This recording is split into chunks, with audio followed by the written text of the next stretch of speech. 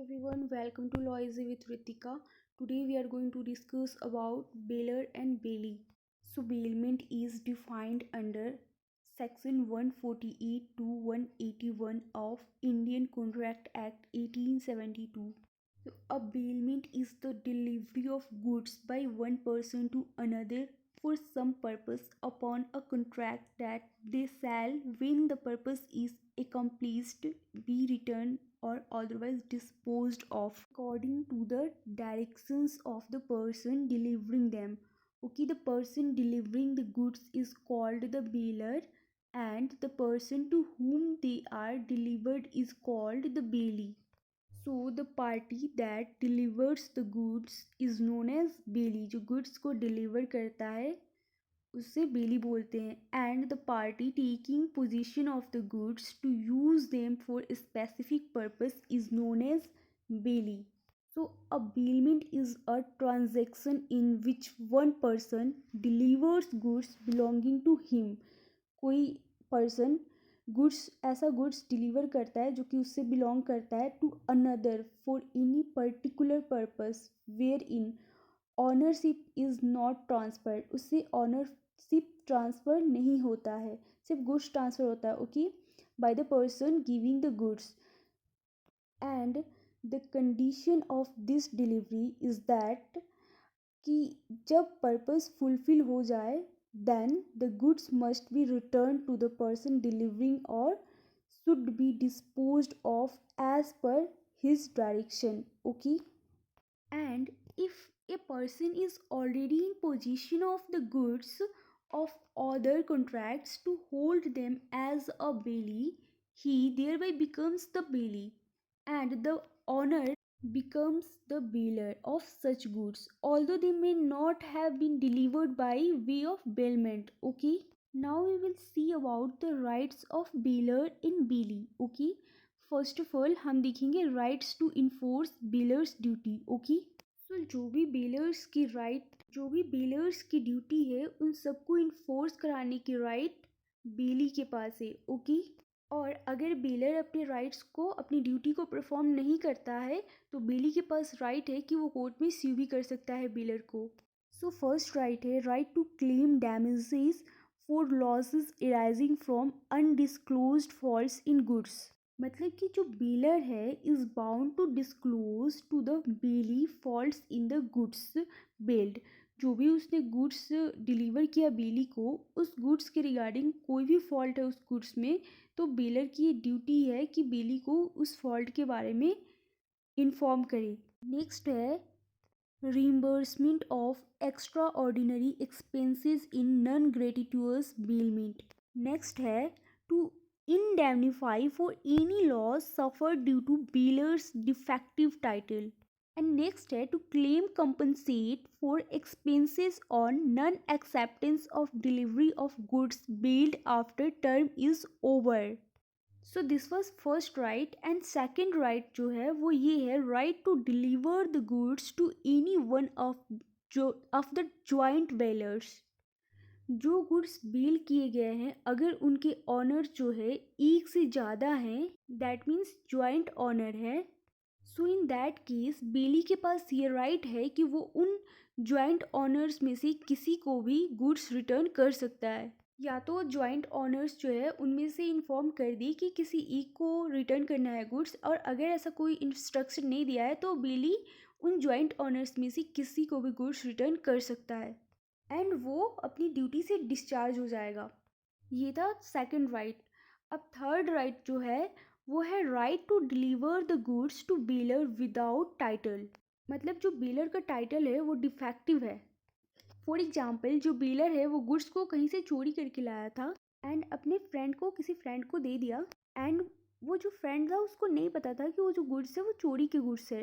तो यहाँ पे जो बेली है, जब उनका जो गुड्स है जिस टाइम पीरियड के लिए बेल किया गया था, वो जिस पर्पस के लिए दिए गए थे वो पर्पस अकॉम्प्लिश हो जाएगा. तो बेली अगर उन गुड्स को बेलर को हैंड ओवर कर देता है तो मतलब वैसे गुड्स को जो जिसका टाइटल ऑलरेडी डिफेक्टिव है, जो कि चोरी का लाया गया गुड्स था, सो यहाँ पे बेली की कोई भी लाइबिलिटी अराइज नहीं होगी टुवर्ड्स द रियल ऑनर. मतलब कि उस गुड्स का जो रियल ऑनर होगा वो आकर बेली को ये ब्लेम नहीं कर सकता कि तुमने ये जो गुड्स है इसको बेलर को ट्रांसफ़र किया, जिसको ये मेरे गुड्स थे।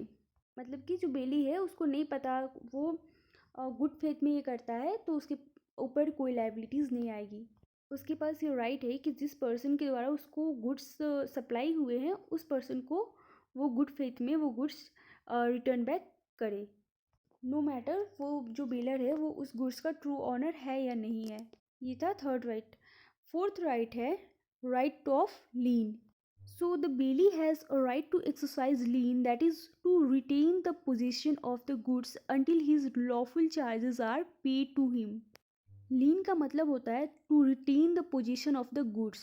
That means बेलर जब तक बेली को उसकी लॉफुल चार्जेस जो बनेंगे उसको पे नहीं कर देता, सो इस केस में बेली के पास राइट है कि वो उन गुड्स को जो बेलर की है उनको अपनी कस्टडी में रख सकता है और उन गुड्स को वो बेलर को वापस रिटर्न नहीं करेगा। दैट मीन्स बेली को ये राइट मिलता है कि जब तक कि उसके पेमेंट वापस नहीं किए जाते हैं तब तक वो बेलर के गुड्स को रिटर्न नहीं करेगा। लेट्स से एग्जाम्पल, आपने अपनी वॉच रिपेयर करने के लिए दिया शॉप पे एंड वहाँ पे आप अपना वॉच वापस लेकर आना चाहते हैं उसके पास से, शॉपकीपर के पास से, ये बोलकर कि मेरे पास पैसे नहीं है, मैं कुछ दिन बाद 2-3 दिन बाद पैसे वापस दूंगा। तो यहाँ पे इस केस में उस शॉपकीपर के पास ये राइट है कि वो आपकी वॉच तब तक नहीं देगा जब तक कि आप उसके पेमेंट को पे नहीं करोगे, जो रिपेयरिंग पेमेंट है उसका। लेकिन ये राइट आपके पास तब तक ही हो सकता है जब तक कि आपके पास उस गुड्स को, मतलब कि जब तक आपके पास उस गुड्स का पोजीशन हो तब तक ही आपको इस राइट का मतलब इसका राइट होगा, ठीक है। मतलब कि आप अगर बिल्डर को वो गुड्स वापस कर दिए उसी समय आपका राइट ऑफ लीन ख़त्म हो जाएगा। तो जब आपके पास गुड्स ही नहीं है तो आप अपना राइट ऑफ लीन कैसे ही एक्सरसाइज करेंगे। सो अब बात करते हैं हम राइट्स ऑफ बिल्डर की। सो फर्स्ट राइट है इसमें right to enforce bailee's duties. Okay, so if the bailee neglects in any one of his duties, the bailier has a right to enforce them. अगर बेली कोई भी अपनी ड्यूटीज को neglect करता है तो बेलर के पास राइट है उसको इन्फोर्स कराने की। And claim compensation for any damage to goods due to bailee's negligence. मतलब कि बेली भी जो अब है वो अपनी राइट को ड्यूटी को सही से परफॉर्म नहीं करता है तो बेलर के पास ये राइट है उसको इन्फोर्स करवाने की। Okay, and claim compensation for any loss due to unauthorized use of goods bailed. Okay, to demand goods back after accomplishment of purpose of expiry of term and claim equation to the goods bailed. So जिस तरीके से बेली के पास right था baler की duty perform कराने की, वैसे ही baler के पास भी राइट है बेली की ड्यूटी परफॉर्म कराने की थ्रू द कोर्ट। अब इसमें सेकंड राइट है right to avoid the contract.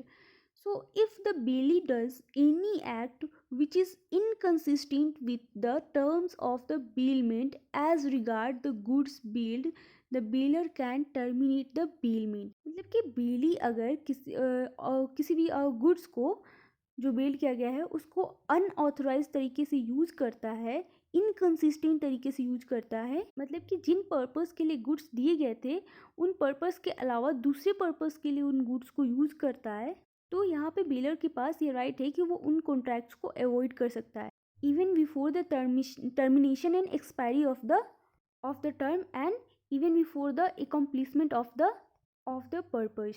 For in example, मैंने अपने होस्ट को दिया था अपने नेबर को उसके सेफ्टी के लिए, उसको सेफ रखने के लिए, और वो जो मेरा नेबर है वो उसको कैरेज पर्पस के लिए यूज़ करने लगता है। तो यहाँ पे मेरे नेबर ने मेरे हॉर्स को अनऑथोराइज तरीके से यूज़ किया है, तो यहाँ पर मेरे पास राइट है कि मैं अपने हॉर्स को अपने नेबर के पास से वापस ले सकती हूँ एंड बेलमेंट के कॉन्ट्रैक्ट को वहीं के वहीं टर्मिनेट कर सकती हूँ। सो थर्ड राइट है right to take back the goods lent gratuitously. So when the goods are lent gratuitously, the bailor can demand back the goods at any time even before the expiry of the time fixed or the achievement of the object. And however, due to the premature return of the goods, if the bailee suffers any loss, any loss which is more than the benefit actually obtained by him from the use of the goods billed, the biller has to compensate the bailee. Okay, so last right है, fourth right, right to suit against a wrongdoer. So if any third person does some injury to the goods billed of, deprives the bailee of the use of the goods, then the bailier may file a suit against the wrongdoer and recover compensation from him. And this right is available to both bailier and bailee.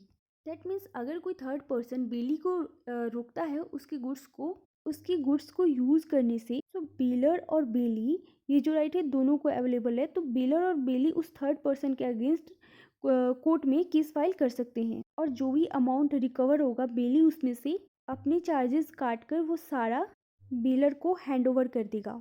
So that's it for today. Thank you for watching. Please do like and subscribe.